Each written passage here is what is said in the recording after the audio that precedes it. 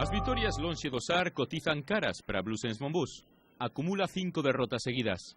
A desta xornada en Canarias, Fortín inasaltable na Liga Endesa. Os illeiros dominaron o rebote 28 fronte a 15.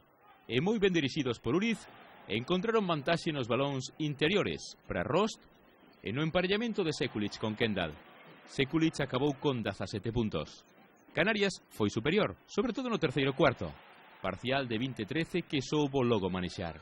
Controlou con criterio. Certo é que Bluesens Monbús estivo na loita, mais un feixe de tiros cómodos fallados deixounos fora da vitoria. Agora toca pensar no CAI e no xeito de acadar a 11ª vitoria, esa que permita comezar a pensar nos playoffs polo título. O base obradoirista Andrés Rodríguez, na fase final da súa recuperación, comentou o encontro para a TVG2. Entende que o Canarias fixo méritos para levar o partido.